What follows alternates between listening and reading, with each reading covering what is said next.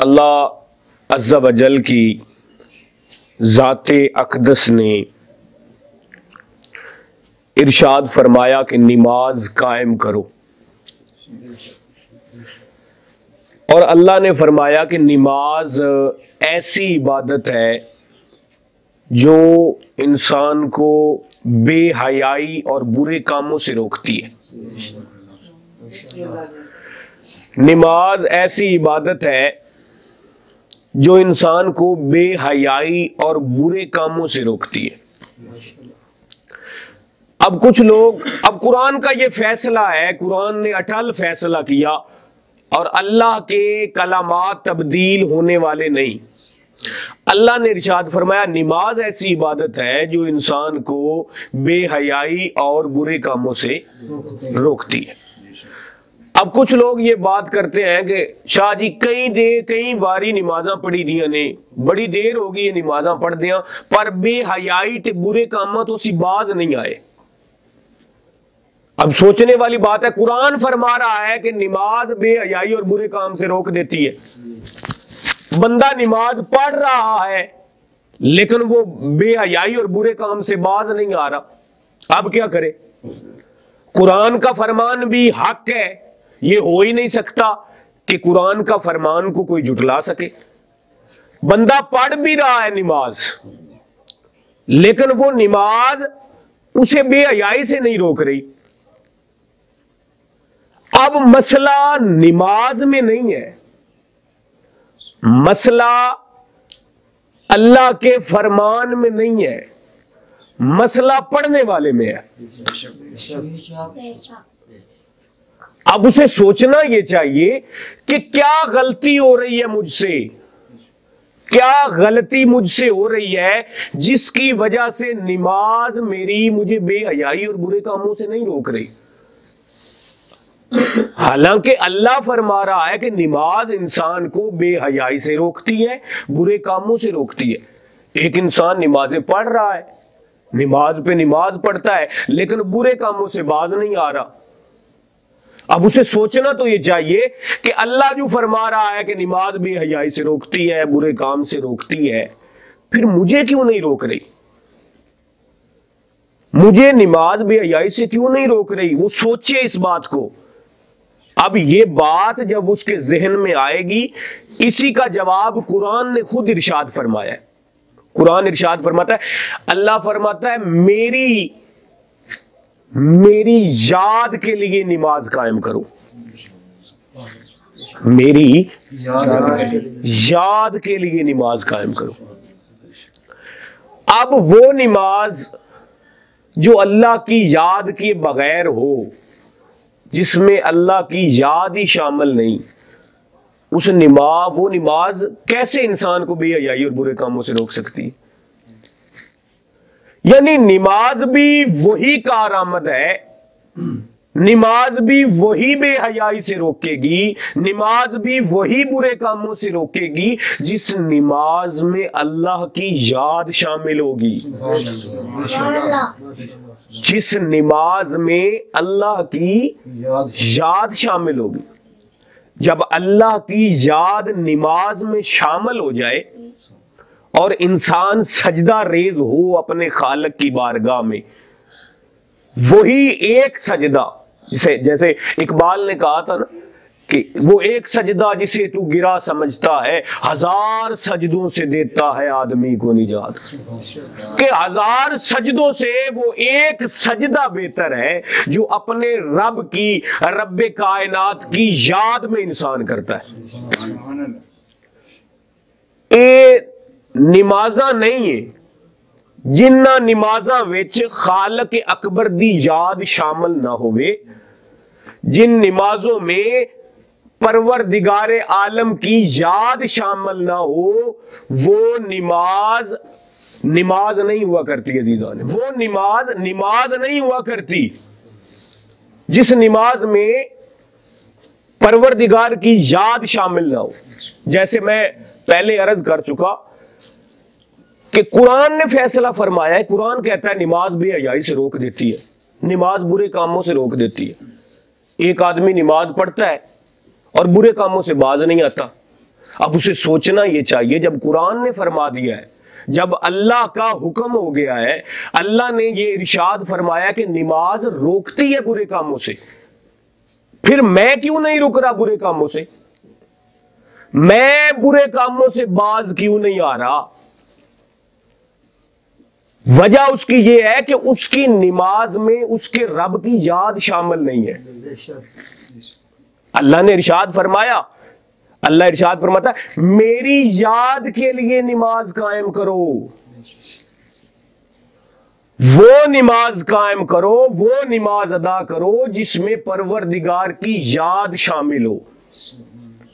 اور وہ ایک سجدہ جو خالق اکبر کی یاد میں کیا جاتا ہے کئی ہزار سال کے سجدوں سے بہتر ہوتا ہے۔ وہ فضول سجدے جن میں یاد الہی نہیں بسا کرتی، ان سے لاکھ درجہ وہ ایک سجدہ بہتر ہے جو خالق اکبر کی یاد میں کیا جاتا ہے۔ اللہ فرما رہا ہے میری یاد کے لیے نماز قائم کرو، اور جب اس کی یاد نماز میں شامل ہو جائے، جب اس کی یاد نماز میں شامل ہو جائے، اس کا تصور ذہنوں میں شامل ہو جائے، آپ کی عبادت میں شامل ہو جائے، تو پھر عبادت کا مزہ دوبالا ہو جاتا ہے۔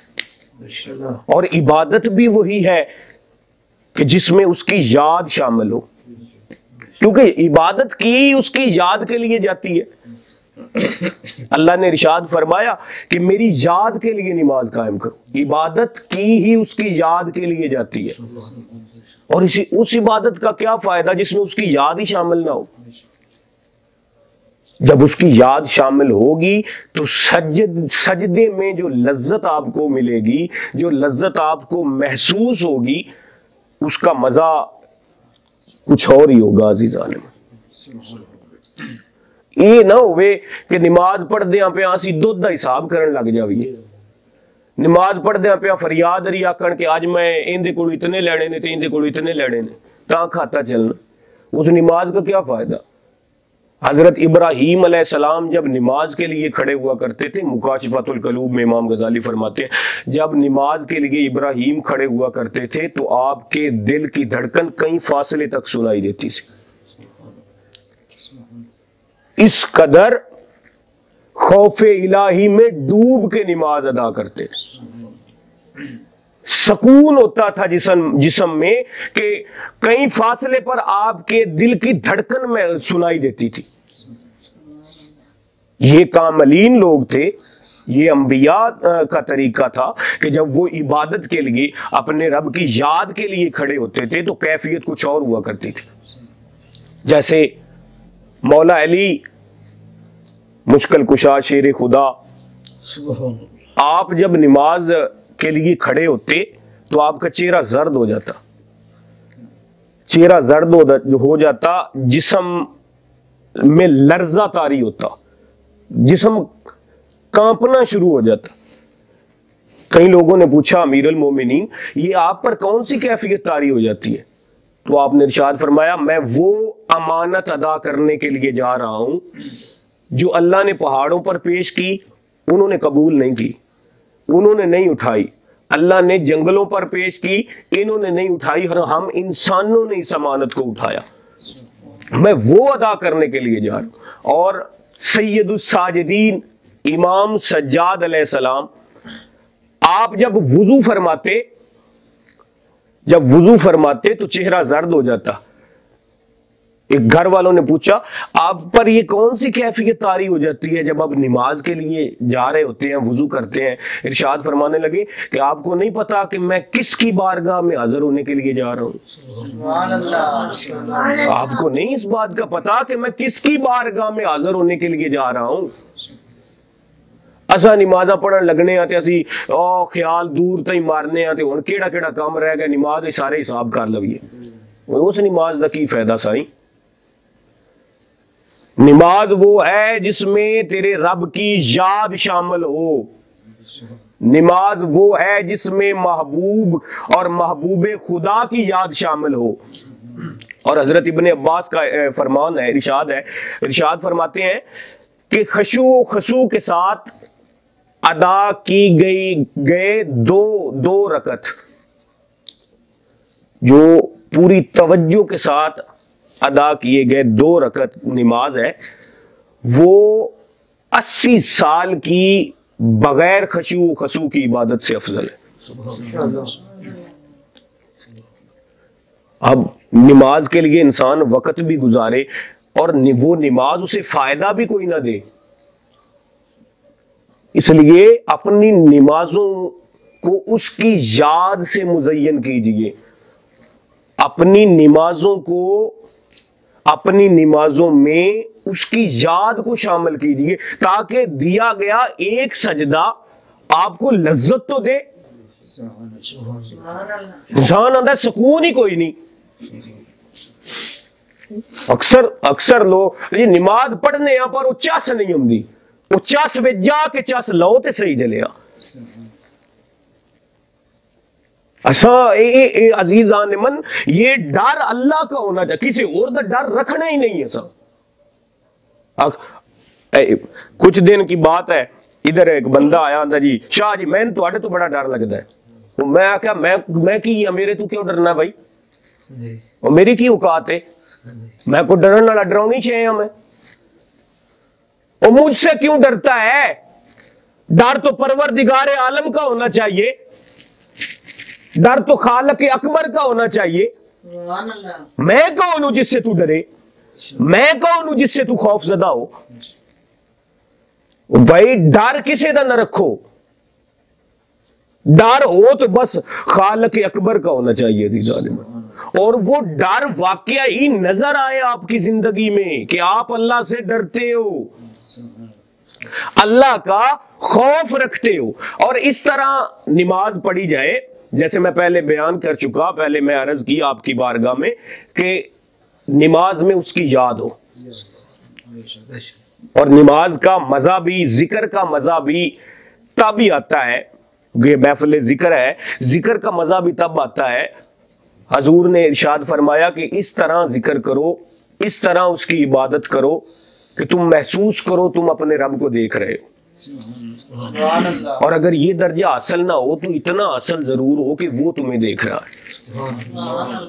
اور اس کیفیت میں، اس لذت میں جب ذکر کیا جاتا ہے تو انسان کا دل صاف ہونا شروع ہوتا ہے، اور جب دل صاف ہو جائے تو پھر خدا آ کے دل میں بس جاتا ہے۔ عزیزان،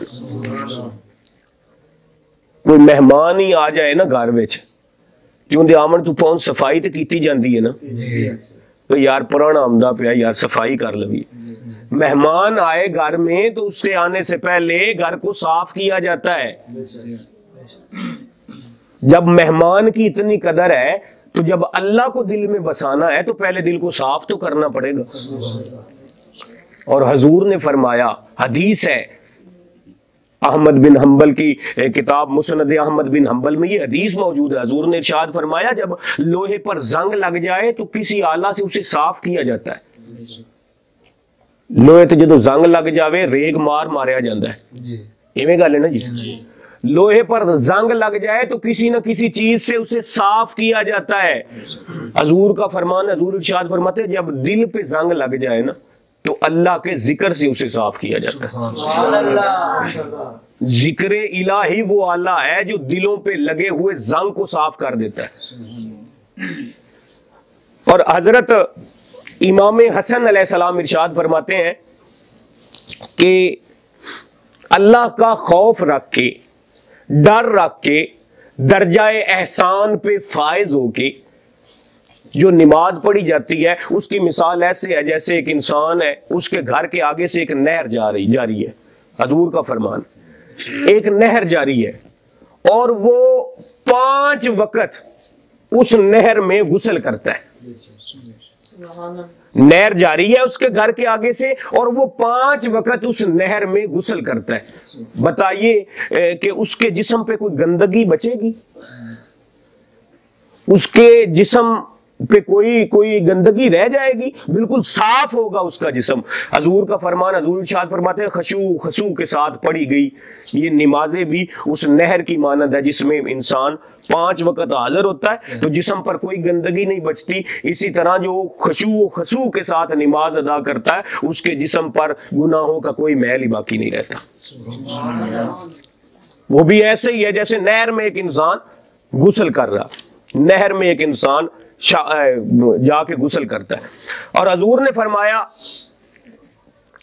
حضور کا ارشاد ہے، مولا کائنات کا بھی فرمان ہے، مولا کائنات ارشاد فرماتے ہیں کہ ڈر صرف اللہ کا ہونا چاہیے، ڈر صرف اللہ کا ہونا چاہیے، یا اس بندے کا ہونا چاہیے جو اللہ سے نہیں ڈرتا۔ یا اللہ کو ڈرو تو یا اس بندے کو ڈرو جڑا اللہ کو نہیں ڈرتا، کیونکہ اسے پرواہ ہی نہیں کسی کی۔ وہ جو رب سے نہیں ڈرتا اس لیے اس سے بھی ڈرو جو اللہ سے نہیں ڈرتا، مولا کائنات ارشاد فرماتے۔ اور اپنی زندگی کو، اپنے آپ کو اللہ کی یاد میں رکھنا، اللہ کے ذکر میں رکھنا، اس کو معمول بنائیے۔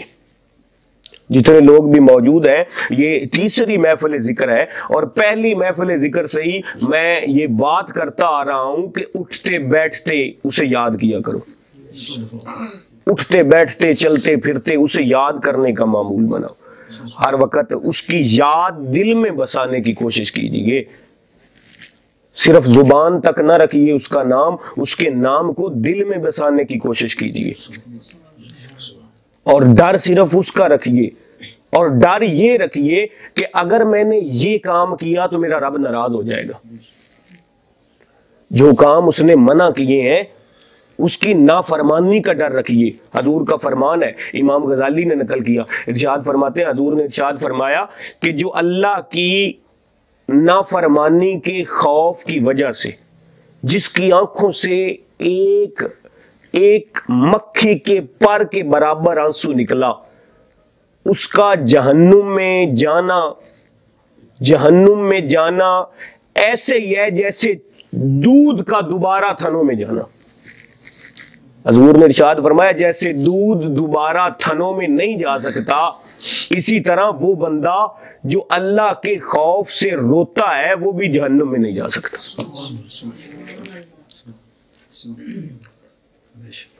اپنے خدا کو یاد کر کے رونے کا معمول بناؤ۔ ایڈیاں ایڈیاں داڑیاں چٹیاں ہو گئی نے ساڈیاں، کدی سوچو تو صحیح، کدی اللہ دی یاد وچ رونے نہیں ہو؟ اپنے گناہ وال نظر کر کے کدی اللہ دے خوف دی وجہ تو آنسو بھی نکلے نے ساڈیاں اکھاں وچ یار۔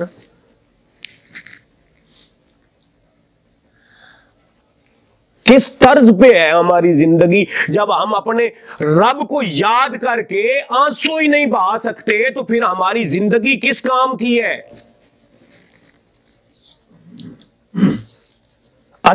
ہم دنیا کی محبت کے لیے روتے ہیں، دنیا کی محبت کے لیے، فلانا عاشق دی جب فلانا بڑا کام اس کیتا جی تو فلانا ہو دیا داستانہ سن کے تے کوکا مار مار کے رونے۔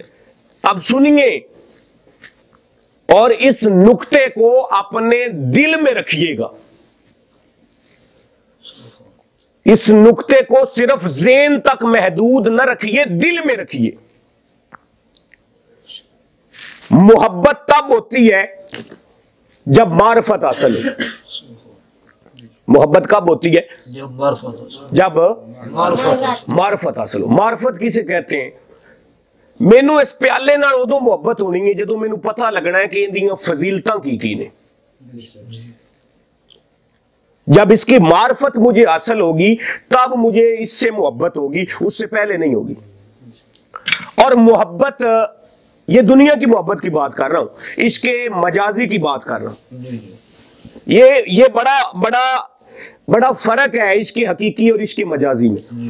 اس کے مجازی جو ہے وہ آپ کے ان اعضاء سے شروع ہوتا ہے، اعضائے حس جنہیں کہا جاتا ہے، جیسے سونگنا، चखना, देखना, महसूस करना, ठीक है, और कोई चीज को हाथ लगाया और उसे महसूस किया। ये जो आज़ाए हिस्स है, इनसे इश्क मजाजी का आगाज होता है। इश्क मजाजी का आगाज इनसे होता है। जैसे कोई इंसान है, उसे खाने में चावल बड़े पसंद है, चावल उसे बड़े पसंद है। वो जब चावल उसके सामने आते हैं, चावल उसे पसंद क्यों आए? क्योंकि उसने चावलों को चखा। ऐसा ही है ना, चावलों को चखा, उसका ज़ायका उसे भा गया, उसने कहा यार ये तो बड़े चंगे ने, उसे वो पसंद आ गया, उससे चावलों से मोहब्बत होगी। किसी ने कोई मीठी चीज खाई, उसे मोहब्बत होगी। किसी ने कोई चीज खुशबू सूंघी, उसे अच्छी लगी, उससे मोहब्बत होगी खुशबू से। आप फूल दे नाल मैनू मोहब्बत होगी, क्यों जी? ये खुशबू बड़ी पसंद है, ये सूंघने से हो गई। जो चावलों से मोहब्बत हुई वो खाने से हो गई। अब किसी चीज को हाथ लगाया, वो बड़ी नरम मुलायम महसूस हुई, ये भी इससे भी मोहब्बत होगी। जैसी महसूस किया ये चाय बड़ी नरम है, सानू इन्हें मोहब्बत हो गई। फिर कोई चीज आंखों से देखी, वो बड़ी हसीनो जमील लगी, मोहब्बत हो गई। ये दुनिया की मोहब्बत इन आज़ाए हिस्स से शुरू होती है कि किसी चीज को देखा तो उसकी मोहब्बत पैदा हो गई और वो मोहब्बत दिल में चली गई। किसी चीज को सूंघा, उसकी मोहब्बत पैदा हुई और मोहब्बत दिल में चली गई। किसी चीज को चखा, उसकी मोहब्बत पैदा हुई और दिल में चली गई। ये मोहब्बत इश्क मजाजी ऐसे पैदा होता है, देखने से, सूंघने से, महसूस करने से, हाथ लगाने से।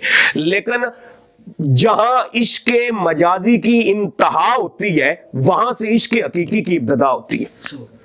ये मोहब्बतें सारी, देख के मोहब्बत करना, वो पहले देखा फिर दिल में मोहब्बत गई, बाद में दिल में गई। सूंघा फिर दिल में मोहब्बत गई, चखा फिर दिल में मोहब्बत गई, महसूस किया फिर दिल में मोहब्बत गई। पहले देखा, चखा, सूंघा, फिर दिल में मोहब्बत गई। अल्लाह तो वो जात है जो न चखने में आता है, न सूंघने में आता है, न देखने में आता है, न महसूस करने में आता है। ये सारी मोहब्बतें आज़ाए हिस्स से शुरू होकर दिल में जाती हैं, और अल्लाह की मोहब्बत शुरू ही दिल से होती है। अजीजान, अल्लाह की मोहब्बत शुरू ही दिल से होती है, क्योंकि अल्लाह को ना देखा जा सकता है, ना महसूस किया जा सकता है। तभी तो कल्ब का ताल्लुक है इल्म तसव्वुफ में, तभी तो कल्ब का ताल्लुक है, इस दिल का ताल्लुक है, क्योंकि अल्लाह की मोहब्बत का आगाज ही दिल से होता है। और जब तक ये दिल ही साफ ना होगा, और जदों तक कोठा ही साफ नहीं होना, पुराने किवें होना है यार। और जब तक ये दिल ही साफ ना हो, किस तरह उसकी मोहब्बत आएगी, और किस तरह उसकी याद से ये दिल हमारा जो है वो हमेशा उसकी याद में मसरूफ होगा। इस तरह अपनी जिंदगी को बर्बाद ना कीजिए, उसके इश्क में रोना सीखिए। नमाज पढ़िए तो ऐसे ही समझिए कि वो मुझे देख रहा है, या ये महसूस कीजिए कि मैं उसे देख रहा हूं। ये दर्जा हासिल नहीं होता तो ये जरूर हासिल हो कि वो मुझे देख रहा है। इस तरह नमाज अदा कीजिए। जिक्र कीजिए तो इसी कैफियत में डूब के जिक्र कीजिए। नमाज पढ़िए तो इसी कैफियत में डूब के नमाज पढ़िए। इसके बगैर चारा नहीं अजीजान मन। वो नमाजा ना होवन कि करियाने स्टोर दे हिसाब होंदे पे होवन, वो नमाजें ना हो, हंसने की बात नहीं है। वो नमाजें ना हो कि बंदा सोचे कि अब दूध में पानी कौन से नलके से डालना है जाके। वो नमाजें ना हो। नमाजें वो हो जिनमें याद इलाही हो। नमाजें वो हो जिनमें खालिक अकबर की याद शामिल हो। इस तरह ना हो जाए कि जिसे जो निशानदेही बाबे बुल्ले शाह सरकार ने की थी। बाबे बुल्ले शाह सरकार इरशाद फरमाते हैं, हाजी भी कीती जांदे हो ते लहू भी पीती जांदे हो। ओए हज भी कीती जांदे हो, लहू भी पीती जांदे हो, खो के माल यतीमा दा भज मसीती जांदे हो। खो के माल यतीमा दा भज मसीती जांदे हो। फट दिलां दे सींदे नहीं, टोपियां सीती जांदे हो। फट दिलां दे सींदे नहीं,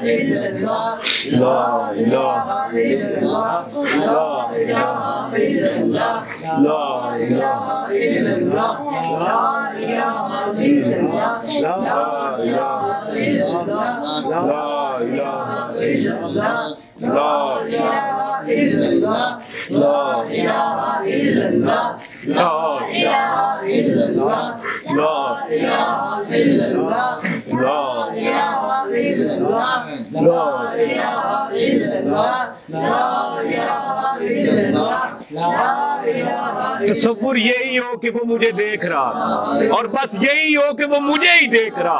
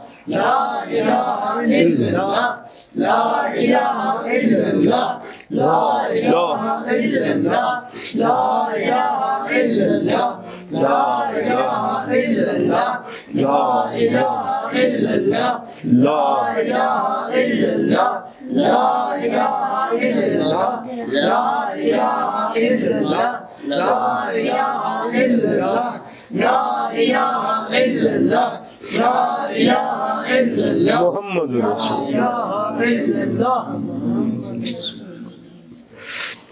اپنا ہاتھ اپنے دل پہ رکھیں.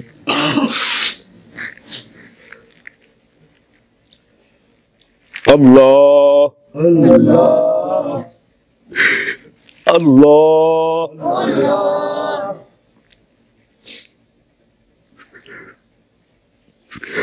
اللہ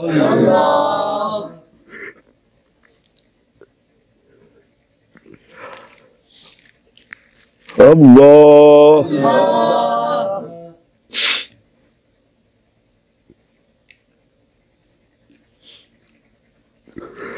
اللہ جل جلالہ.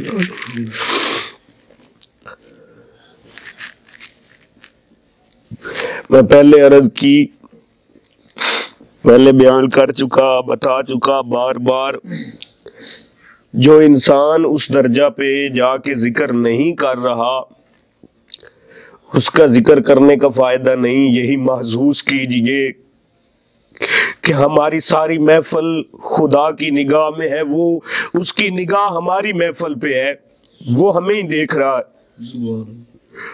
جس طرح ایک عاجز انسان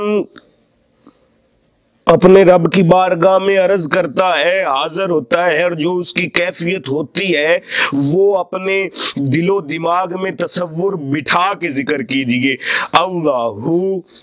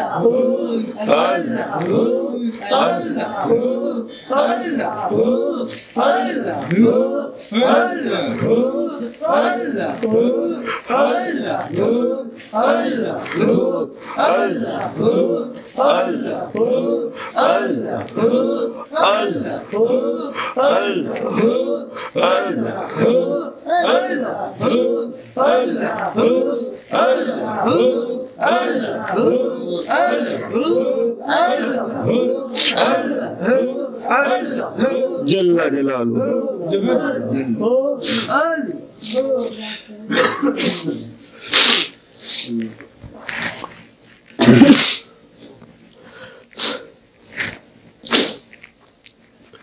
اپنا ہاتھ اپنے دل تے رکھو. اللہ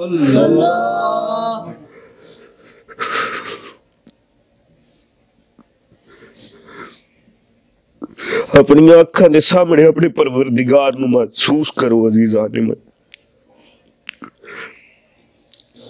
تصور ایتھے ہی ہوئے کہ وہ ساری محفل ال نگاہ کیتی بیٹھا ہے. اللہ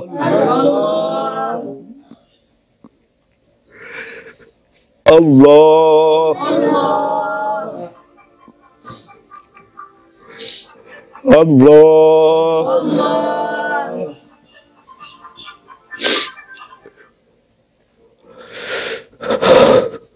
اللہ جل جلالہ.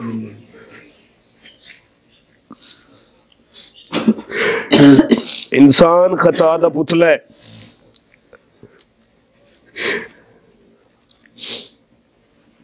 جدو تک تو ہوش سنبھالے ہے تے آج دے دن دکر